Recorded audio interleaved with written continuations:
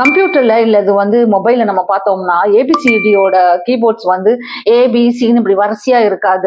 ஒரு மாதிரி முன்னும் பின்னுமா இருக்கும். இந்த கீபோர்டு சிஸ்டத்தை வந்து என்ன சொல்லுவாங்க தெரியுமா? குவர்ட்டின்னு சொல்லுவாங்க. இதுக்கு பின்னாடி ஒரு பெரிய ஹிஸ்டரியே இருக்குங்க.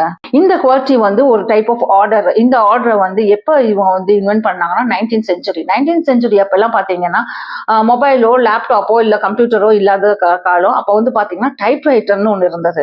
அந்த டைப்ரைட்டர் எப்படி பண்ணிருப்பாங்கன்னா கீஸ் வந்து மெட்டல் ஒரு குப்பி மாதிரி இருக்கும். மெட்டலால தான் மேல வந்து கீஸ் எழுதியிருப்பாங்க. ABCD இப்படி எழுதியிருப்பாங்க.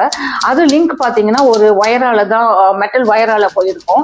அது ஒண்ணு அழுத்தினோடனேயே ரிப்பன் வந்து அச்சடிக்கும். நீங்க என்ன வேர்டு அழுத்துறீங்களோ அது வந்து ரிப்பன் போய் அச்சடிக்கும். ஸோ அப்படி அச்சடிக்கும் போது டைப்ரைட்டர்லயே ஹையர் டைப்ரைட்டர் அண்ட் லோயர் டைப்ரைட்டர்லாம் இருந்தது. ஸோ ஸ்பீடா நம்ம அடிச்சுட்டே போகலாம்.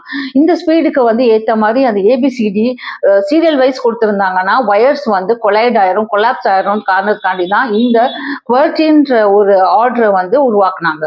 இந்த குவர்ட்டின்ற ஆர்டரை வந்து யார் கண்டுபிடிச்சதுன்னு பாத்தீங்கன்னா American inventor Christopher Latham Sholes. So இவர் என்ன பண்ண ஆரம்பிச்சாருன்னா இங்கிலீஷ் வார்த்தைகளை வந்து பேர் பண்ண ஆரம்பிச்சாரு. Is, he, in. ஸோ அப்படி பண்ணி பார்க்கும்போது அவருக்கு வந்து கீஸ் வந்து கொலைட் ஆகல.